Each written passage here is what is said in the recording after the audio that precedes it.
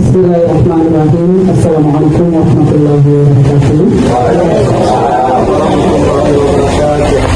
Yang terhormat Bapak Kepala SDN Purwokerto, yang terhormat Bapak dan Ibu Guru, pertama-tama marilah kita panjatkan puja dan puji syukur kita kepada Allah Subhanahu wa Ta'ala, karena pada siang ini kita masih diberi kesempatan untuk bisa berkumpul di ruang ini dalam keadaan sehat walafiat. Selamat salam kita serahkan kepada baginda Nabi Muhammad SAW yang telah membawa kita dari alam kegelapan menuju alam terang. Baik Bapak Ibu guru hebat semuanya, pada kesempatan kali ini izinkan saya menyampaikan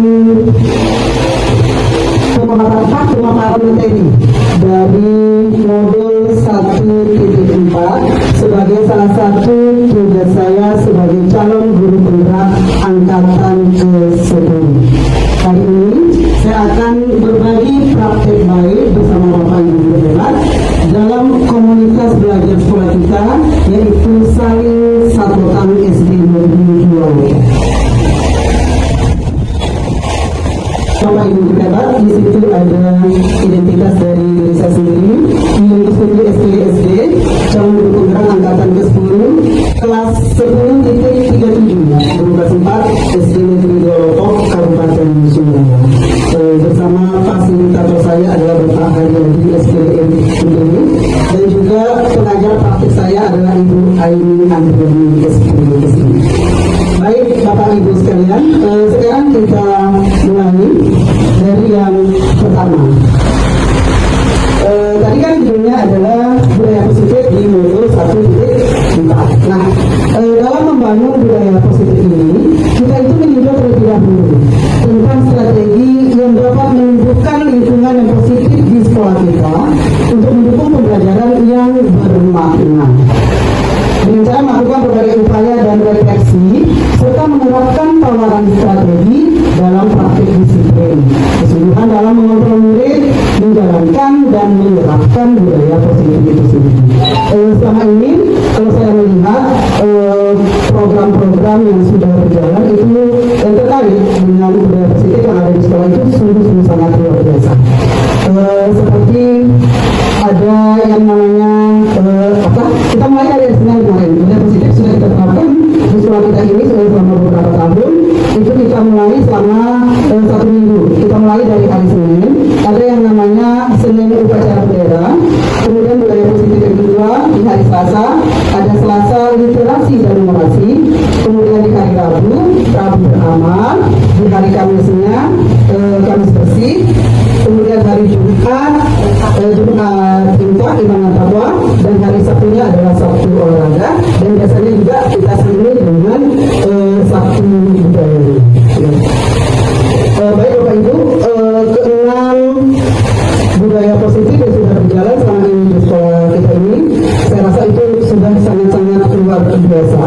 Nah, sekarang bagaimana langkah dari kita sendiri sebagai pendidik untuk menumbuhkan dan melestarikan budaya positif yang ada di sekolah kita ini supaya itu bisa berjalan dengan lancar, bisa berjalan secara kontinu dan berkesinambungan. Selanjutnya, budaya positif di sekolah itu sangatlah penting untuk mengembangkan peserta didik yang memiliki karakter kuat dan berakhlak sesuai dengan profil pelajar Pancasila. Nah, di sini mungkin saya mengingatkan kembali Bapak Ibu, ada beberapa dimensi yang terdapat dalam profil pelajar Pancasila. Mohon untuk dibantu atau mengingatkan saya kembali. Kira-kira apa saja dimensi yang terdapat dalam profil pelajar Pancasila? Ya, yang pertama beriman dan bertakwa dan berakhlak. Kemudian yang kedua, berkebinekaan global. Yang ketiga, gotong royong. Yang keempat, mandiri. Yang kelima, berpikir bernalar kritis. Yang keenam, kreatif. Itulah 6 dimensi yang menjadi akar atau fondasi dari anak-anak supaya mewujudkan profil pelajar Pancasila yang sesuai dengan dengan tujuan kurikulum merdeka.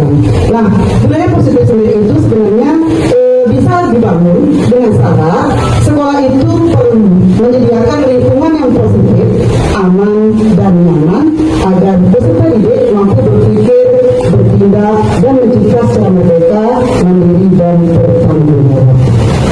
Nah, salah satu strategi yang perlu ditinjau ulang adalah penerapan disiplin yang selama ini kita jalankan di sekolah. Apakah anak-anak sudah melakukan budaya positif atau disiplin positif sesuai dengan yang kita harapkan sebagai pendidik? Apakah di anak-anak sudah ditanamkan keenam dimensi dari profil pelajar Pancasila?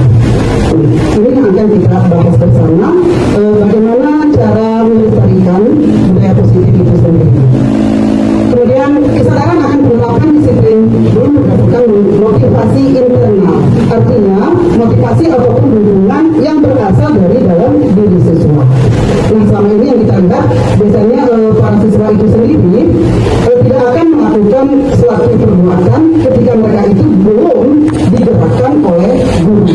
Contoh fiturnya saja, pada saat mereka melakukan kegiatan membersihkan lingkungan, kalau belum ada motivasi dari luar, motivasi eksternal yaitu dari guru, mereka tidak akan bergerak, mereka tidak akan mempunyai kesadaran atau inisiatif dari dalam diri mereka sendiri. Nah, inilah yang akan kita gali bersama Bapak Ibu Guru, kira-kira cara menumbuhkan atau menciptakan motivasi internal dalam diri siswa kita sehingga dalam diri mereka itu timbul disiplin positif yang pada nantinya akan mewujudkan budaya positif di sekolah kita ini.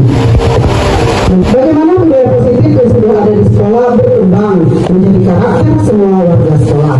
Kemudian, bagaimana pendidik menumbuh kembangkan budaya positif dalam mewujudkan karakter profil pelajar Pancasila, dan bagaimana menerapkan disiplin restitusi di posisi monitor dan juga manajer sehingga lingkungan yang positif, aman dan nyaman dapat terwujud.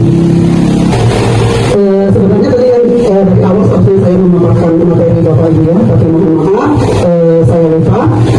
Sebenarnya ada 7 materi yang akan saya sampaikan pada hari ini. Yang pertama adalah mengenai perubahan paradigma pembelajaran. Nah, setelah saya mempelajari modul 1.4 tentang budaya positif, alhamdulillah ada beberapa perubahan pembelajaran yang saya terapkan di dalam kelas. Mungkin ini bisa menjadi acuan bagi kita bersama, kita belajar secara bersama-sama di sini. Perubahan paradigma pembelajaran ini merupakan pergeseran antara stimulus respon, rangsangan respon menjadi teori kontrol. Pembelajaran ini dirancang berdasarkan prinsip pembelajaran yang bertujuan kepada murid dan berdiferensiasi sesuai dengan filosofi belajar dewantara. Salah satunya adalah pembelajaran yang berpihak kepada murid, menghambat kepada murid. Kita menghambat kepada murid, artinya kita melayani murid itu dengan sesuai dengan kodratnya, yaitu kodrat alam dan kodrat zaman. Nah, kemudian perubahan pembelajaran yang kedua, kita nanti bersama-sama ya. Kemudian mungkin dalam komunitas belajar kita nanti bersama dengan ibu ketua komunitas, kita akan berencana berbagi praktik baik tentang modul ajar berdiferensiasi. Mudah-mudahan kita semua Bapak Ibu Guru yang ada di sini dapat membuat modul ajar, dapat kita terapkan di dalam pembelajaran di kelas sehingga kita bisa mengetahui minat, bakat dan juga kebutuhan belajar peserta didik itu bagaimana. Tentunya peserta didik itu memiliki minat, kebutuhan belajar dan juga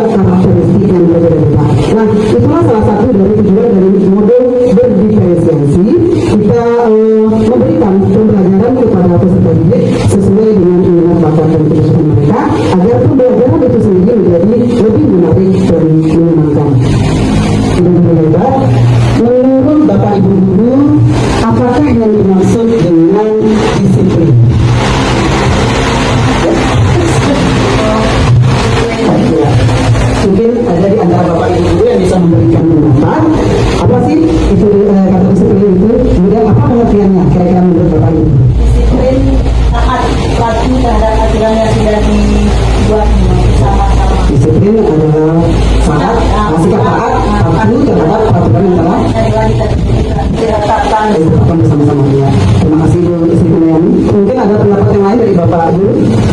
Disiplin untuk belajar. Disiplin itu adalah belajar. Bagus sekali. Saya singkat tetapi sangat akan dulu. Mungkin yang lain ada yang bisa menambahkan? Silakan Bu Feby. Saya mengenai disiplin itu tidak bisa muncul dengan semata dalam waktu sekejap mata. Disiplin itu perlu dengan kebiasaan, perlu kesadaran diri dan perlu bimbingan gitu agar sesosok manusia itu bisa menjadi taat atau patuh terhadap aturan yang telah dibuat dan harus mencontoh sesuatu untuk bisa mencapai apa yang diinginkan. Jadi di situ sudah masuk dua motivasi di situ ya, ada motivasi internal dari si anak itu sendiri, yang juga motivasi eksternalnya yang mungkin berasal dari Bapak Ibu. Ya. Mari kita lihat bersama Bapak Ibu. Definisi dari disiplin itu sendiri adalah suatu kondisi yang terbentuk melalui serangkaian tindakan yang menunjukkan nilai-nilai kepatuhan dan ketaatan. Salah satu nilai karakter tersebut selalu ditanamkan guru di sekolah dengan harapan dapat menciptakan iklim belajar yang kondusif. Disiplin banyak orang yang memaknainya sebagai sesuatu yang dilakukan seseorang pada orang lain untuk mendapatkan kepatuhan dan memiliki kecenderungan ketidaknyamanan serta sering berhubungan dengan tata tertib yang berkaitan dengan sanksi dan hukuman bagi yang melanggarnya. Nah, murid yang memiliki disiplin positif akan memiliki motivasi internal yang tinggi dalam menguasai diri untuk melakukan tindakan yang sesuai dengan nilai-nilai kebajikan universal. Nah, salah satu nilai-nilai kebajikan universal ini adalah nilai-nilai yang terkandung dalam profil pelajar Pancasila. Seperti yang sudah Bapak Ibu sebutkan tadi, ada nilai mandirinya, gotong royongnya, kreatifnya, dan lain sebagainya. Nah, sebagai pendidik, tugas kita adalah membimbing siswa untuk memiliki disiplin diri yang berasal dari diri sendiri. Sehingga pada diri siswa tersebut akan muncul motivasi internal. Tujuan dari disiplin positif adalah menurunkan motivasi pada murid kita, yaitu untuk menjadikan mereka yang diinginkan, apa yang mereka inginkan, menghargai diri sendiri dengan nilai yang mereka percaya. Ketika murid kita memiliki motivasi tertentu, mereka telah memiliki motivasi intrinsik atau internal yang berdampak jangka panjang. Motivasi ini tidak akan terpengaruh pada adanya hukuman atau hadiah. Mereka akan tetap berperilaku baik dan berlandaskan nilai-nilai kebajikan karena mereka ingin menjadi orang-orang yang menjunjung tinggi nilai yang mereka miliki. Nah, sekarang pertanyaannya adalah bagaimana cara kita sebagai guru atau pendidik menanamkan disiplin positif tersebut kepada murid-murid kita? Silakan, bisa memberikan pendapatnya. Menurut saya, cara kita sebagai guru untuk menanamkan disiplin positif kepada murid-murid kita, yang pertama itu harus datang dari diri kita sendiri sebagai seorang pendidik. Nah, tentu sebelum kita memberi contoh atau memerintah seseorang, kita harus mempelajari apa itu disiplin positif. Setelah mempelajari, kita harus bisa menerapkan ke diri sendiri dulu. Jangan sampai ketika kita memerintah siswa, terus siswa bilang, "Ibu, kok tidak melakukan hal seperti itu, kenapa suruh kita?" Karena zaman sekarang itu siswa itu sudah sangat kritis, tidak seperti dulu. Ketika kita diperintah, kita tidak akan mempertanyakan apa perintah dari guru kita, melaksanakan. Sementara siswa sekarang, mereka itu akan cenderung kritis dan akan bertanya balik, kok suruh saya seperti itu, sementara ibu tidak seperti itu. Nah, untuk menghindari hal tersebut, kita harus menerapkan disiplin positif kepada diri kita sendiri, dari diri kita sendiri, dan mencontohkan kepada siswa agar siswa itu tidak bertanya balik dan agar mereka bisa menilai, oh, ibu guru saya sudah melakukan atau guru saya sudah melakukan hal seperti itu, jadi saya juga tergerak untuk melakukan hal-hal baik itu. Jadi dari diri kita sendiri baru turun ke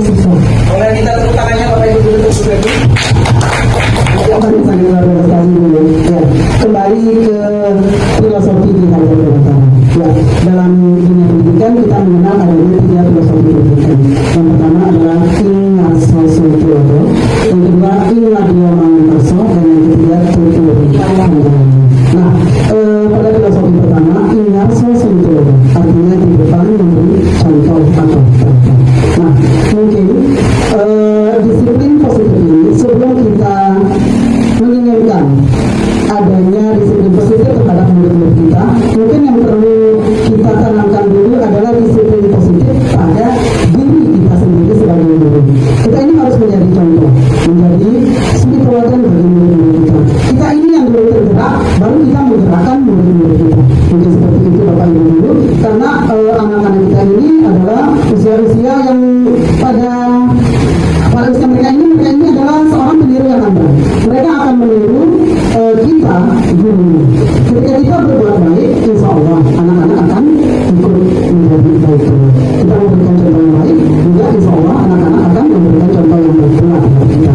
Maka semuanya itu berawal dari diri kita sendiri sebagai seorang guru dengan mengacu kepada filosofi di Hajar Dewantara yang pertama tadi, ada Ingarso Sultiodo, yaitu yang di depan memberi contoh atau teladan. Coba mari kita renungi bersama Bapak Ibu hebat.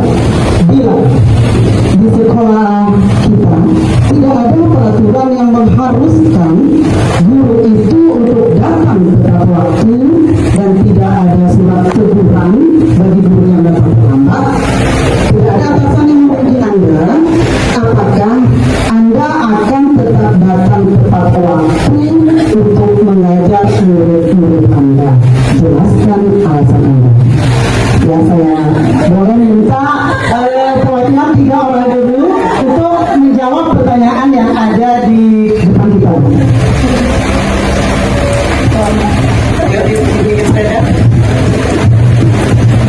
Ya, terima kasih Bu.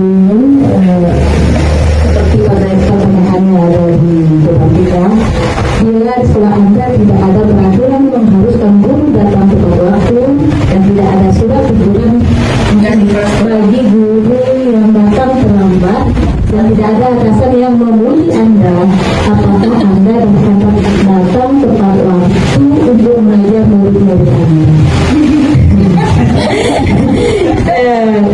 Yang jelas kita pasti akan datang tepat waktu, karena ini adalah sebuah tanggung jawab dari kita sebagai seorang guru.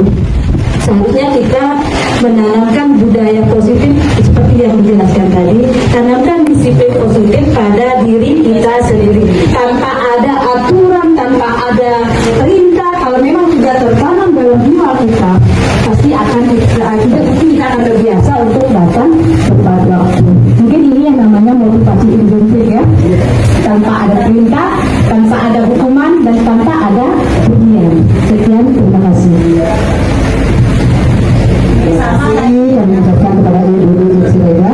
Mungkin dari Bapak Ibu guru yang lain ada yang bisa menambahkan? Jago dari Jago. Terima kasih Bapak Ibu. Ya, sekarang saya akan meminta 2 orang guru. Ya, 2 orang guru. Di sini ada yang berperan sebagai A, ada yang berperan sebagai B. Boleh minta Bapak Udin Supardan dan Ibu Lilin. Kita akan bermain sekarang Pak ya. Ayo. Pak Udin dengan Ibu Lilin untuk berdiri di situ saja. Anda dan teman Anda akan melakukan kegiatan. Coba lakukan ya. Pak Udin berperan sebagai A dan Ibu Lilin akan berperan sebagai B. Tugas si A mengepalkan salah satu tangan Anda, dikepalkan. Sekarang coba Anda bayangkan Pak ya, kalau Anda itu menyimpan sesuatu yang sangat berharga di dalam kepalan tangan Anda. Anda perlu menjaga benda tersebut sekuat tenaga Anda, karena begitu pentingnya untuk kehidupan Anda. Nah, sekarang tugas untuk B. Rekan Anda apa Ibu Lilin? Ibu Lilin ini mencoba dengan segala cara untuk membuka kepalan tangan dari Pak Udin. Nah, Ibu Lilin boleh membujuk, menghardik, mengintimidasi, memarahi, menggoda, mengkritik, bahkan menawari Anda uang agar Anda bersedia membuka kepalan tangan tangan Anda. Nah, coba lakukan kegiatan, coba buka di atas dengan beri secara bergantian. Nah, masing-masing A dan B nanti memiliki waktu 30 menit. Nah, setelah itu nanti akan ada 3 pertanyaan terkait dengan kegiatan yang dilakukan. Pertanyaan yang menurut Pak Udin itu sangat berharga bagi kehidupan Udin. Sangat berharga dalam diri Udin. Nanti kemudian akan meminta benda tersebut dengan berbagai cara. Bisa dengan cara halus, bisa dengan cara ibu Dewi bisa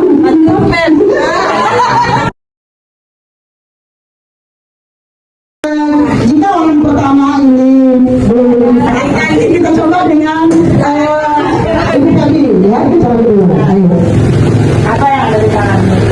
Oh, ditunjukkan pada saya atau tidak? Tidak bisa. Saya tawari, saya juga memiliki sesuatu, kita bukan saja. Tidak bisa.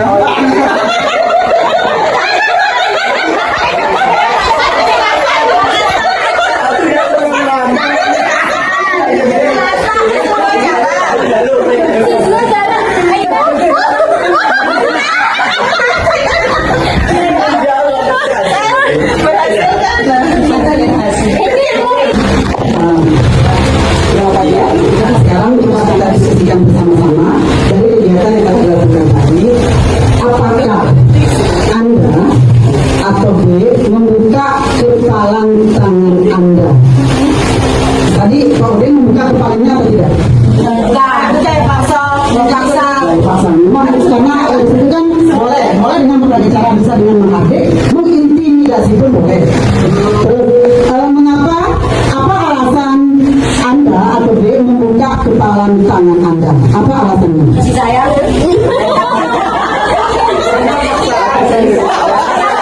Oh, dipaksa.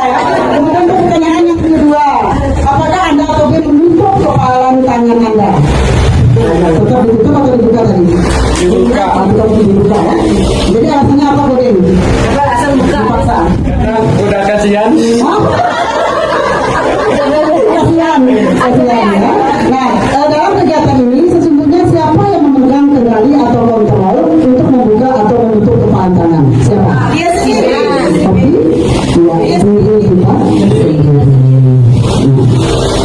Bapak Ibu Guru, terkadang ada barang atau benda yang sangat-sangat kita hargai, sangat-sangat berarti dalam hidup kita, tetapi ketika benda atau barang tersebut memiliki manfaat yang sangat-sangat luar biasa bagi orang lain atau umum, itu biasanya kita akan menyerahkan barang tersebut ketika barang tersebut bermanfaat, membawa manfaat yang banyak sekali bagi orang lain ketimbang diri kita sendiri.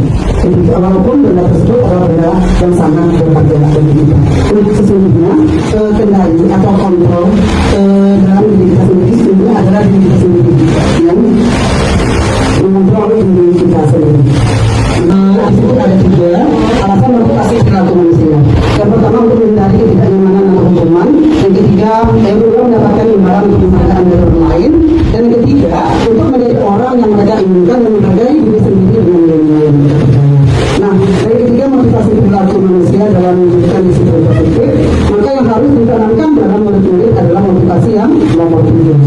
Karena dengan memiliki motivasi mereka tersebut, mereka telah memiliki motivasi intrinsik internal atau yang berasal dari dalam diri mereka sendiri yang berdampak jangka panjang.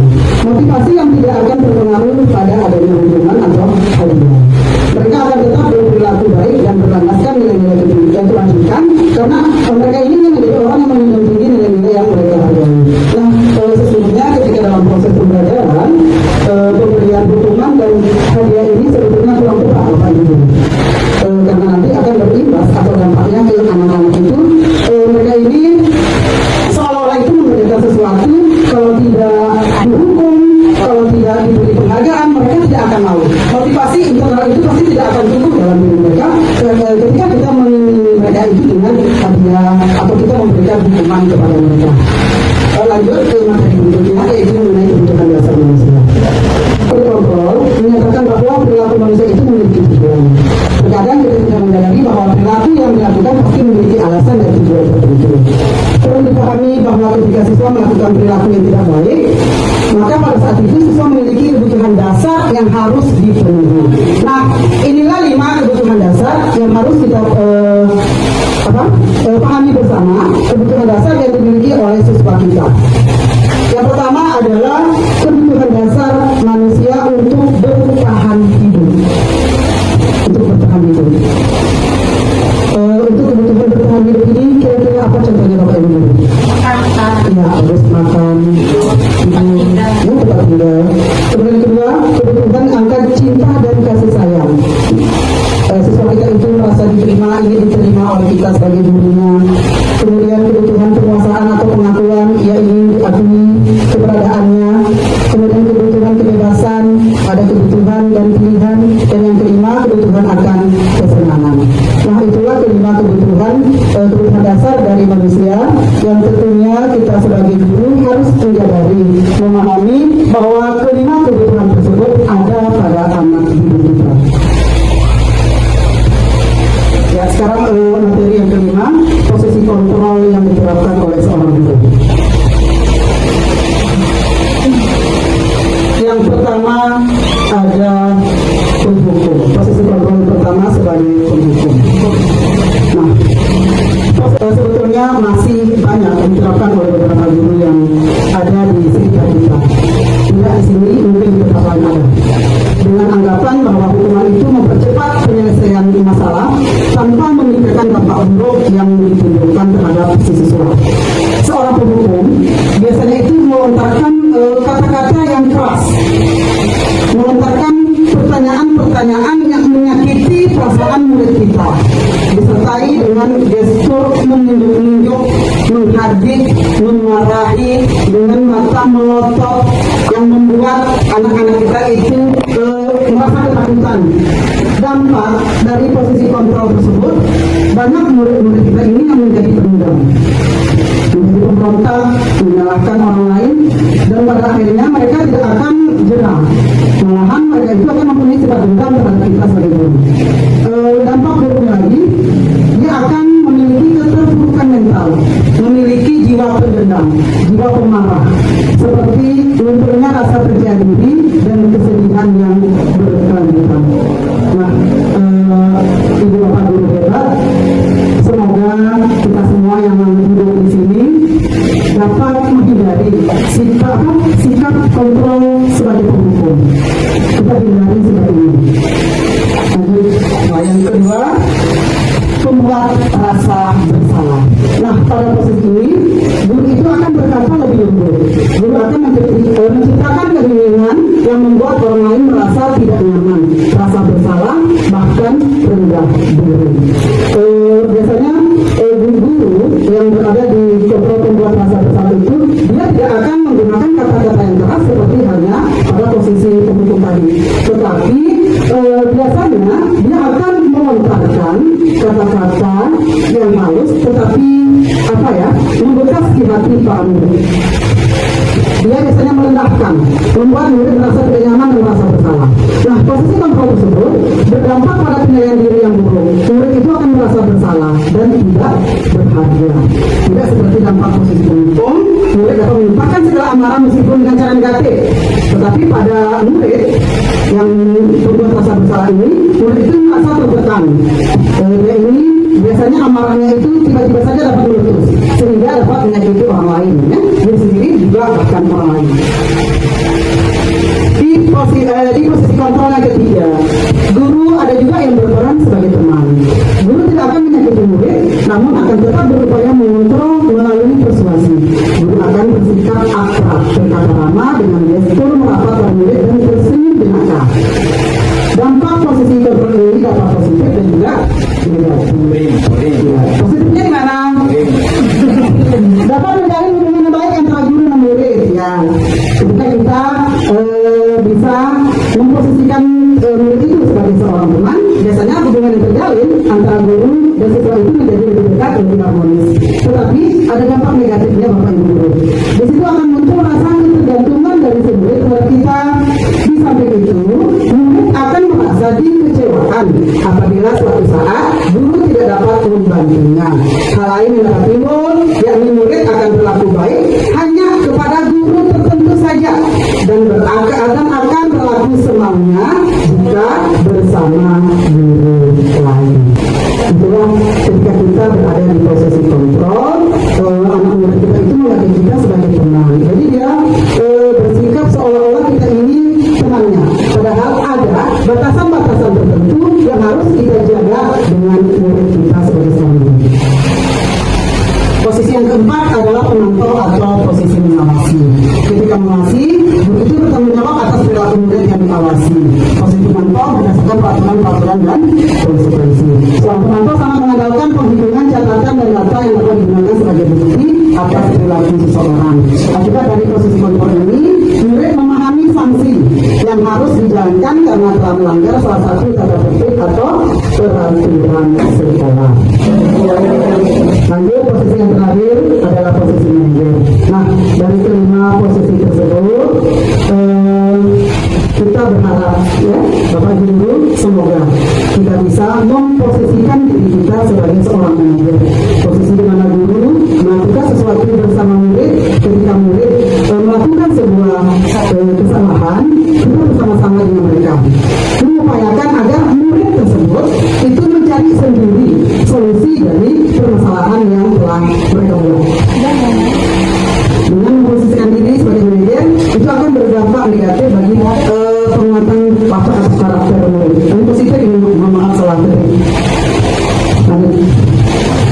Ya, dari kelima posisi kontrol tersebut, posisi kita selama ini terhadap murid kita itu sebagai apa, Bapak Ibu?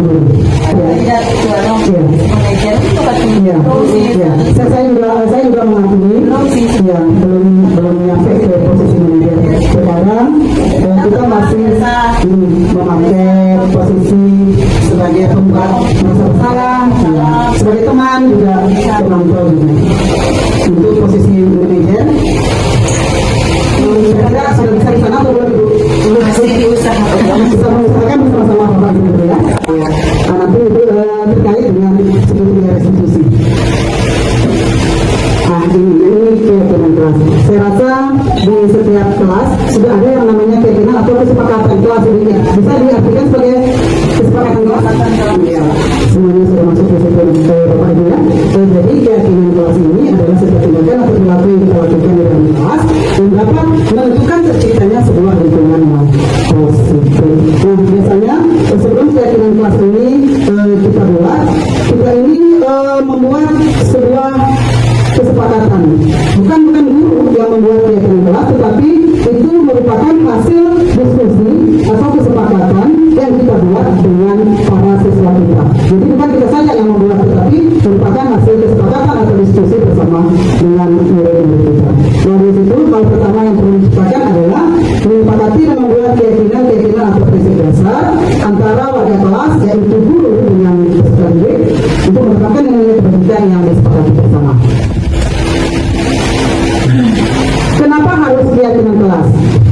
Mengapa tidak peraturan kelas saja? Ya. Karena keyakinan itu kan lebih memotivasi peserta didik dari dalam, memotivasi secara intensif atau internal. Seseorang akan lebih bergerak dan bersemangat untuk menjalankan keyakinannya karena mereka sendiri yang membuat keyakinan atau kesepakatan kelas tersebut. Jadi bukan dari guru saja. Daripada hanya sekedar mengikuti serangkaian peraturan ini kan bisa guru yang buat, bisa juga sekolah yang buat. Karena mereka merasa bahwa mereka sendiri yang membuat keyakinan tersebut, otomatis dalam diri mereka itu ada motivasi internal, ada juga tanggung jawab yang besar dalam diri peserta didik. Mungkin di situ beberapa langkah-langkah dalam pembuatan keyakinan kelas. Dijelaskan berupa pernyataan universal yang sesuai dengan Bapak Ibu. Kemudian dapat diterapkan di lingkungan sesuai dengan kondisinya. Warga kelas untuk mengikuti berkompetisi dan bersedia meninjau kembali keyakinan kelas dari waktu ke waktu.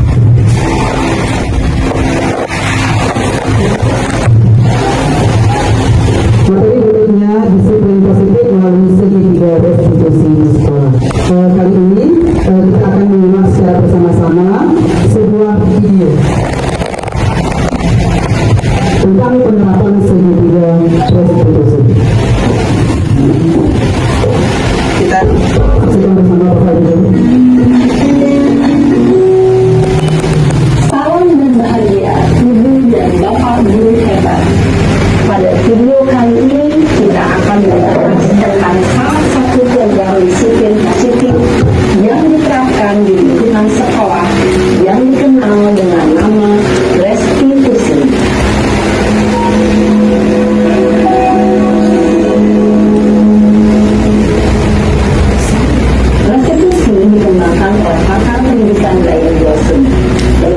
didasarkan pada teori kontrol Dr. William Gleason. Segitiga restitusi adalah suatu proses dialog yang dijalankan oleh guru atau orang tua agar dapat menghasilkan murid yang mandiri dan bertanggung jawab. Pada saat guru di posisi manajer, aspek yang dikembangkan pada murid adalah motivasi intensif, sehingga penanaman nilai-nilai kebajikan dapat tumbuh dan berkembang menjadi suatu kebiasaan positif yang akhirnya membentuk karakter murid. Proses dialog ini terdiri dari 3 langkah yang digambarkan pada ketiga sisi pada segitiga restitusi. Sisi pertama adalah menstabilkan identitas. Sisi yang kedua adalah validasi tindakan yang salah. Dan sisi yang ketiga adalah menanyakan keyakinan. Ibu dan bapak guru berikut ini akan ditunjukkan bagaimana seorang guru berada dalam posisi manajer menggunakan segitiga restitusi.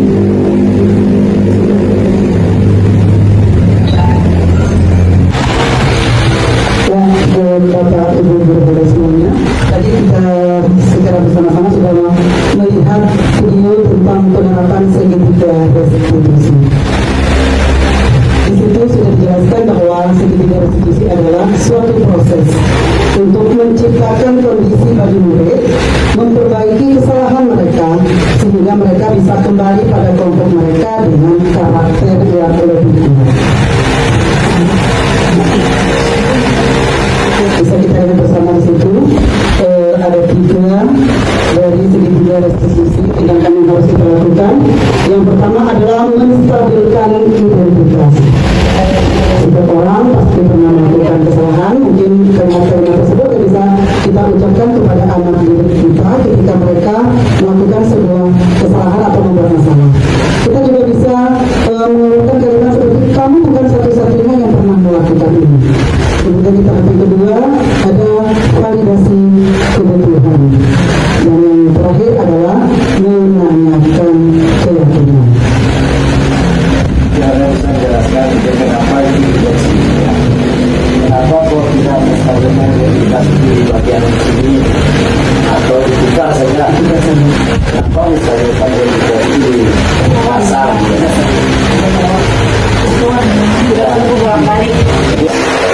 Jadi dia mereka punya fungsi masing-masing. Stabilkan identitas ini ditopang oleh validasi kebutuhan dan menanyakan keyakinan. Dan kan mengenal tempat ya dasarnya itu stabilkan identitas. Didengarkan mereka itu tapi nanti ya ditanyakan apa alasannya. Ya, Bapak Ibu Saudara, inilah langkah-langkah penerapan dari segitiga restitusi di tahap menstabilkan identitas. Nah, tujuan dari menstabilkan identitas ini adalah membuat anak yang merasa gagal karena berbuat salah menjadi positif terhadap dirinya. Guru bisa berkata, berbuat salah itu hal yang manusiawi. Kemudian ada juga kalimat, tidak ada manusia yang sempurna. Bapak atau ibu guru juga pernah berbuat salah. Kita pasti bisa menyelesaikan permasalahan ini. Bapak Ibu tidak tertarik untuk mencari tahu siapa yang benar, siapa yang salah. Bapak Ibu lebih tertarik untuk menyelesaikan masalah. Dan bisa juga kita mengutarakan kalimat seperti, kalau kamu menyalahkan dirimu sendiri terus-menerus, apakah kamu bersikap baik pada dirimu sendiri? Kemudian langkah berikutnya di validasi kebutuhan. Tujuannya adalah membantu murid mengenali kebutuhan dasar yang ingin dipenuhinya ketika melakukan kesalahan tersebut. Pada dasarnya, setiap tindakan manusia tujuannya adalah memenuhi kebutuhan dasar.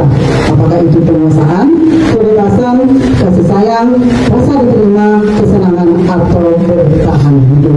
Nah, di sini guru bisa berkata, kamu bisa saja melakukan hal yang buruk, tapi kamu tidak melakukannya, kan? Lalu juga kamu pasti punya alasan mengapa melakukannya. Kemudian kalimat yang bisa kita gunakan juga, apa yang penting bagi kamu? Kamu boleh tetap berusaha menjaga sikap itu, tapi tambahkan sikap yang lain dulu. Ada lagi cara atau kalimat yang lain?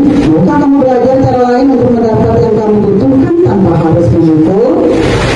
Kemudian, apakah kamu bisa melakukannya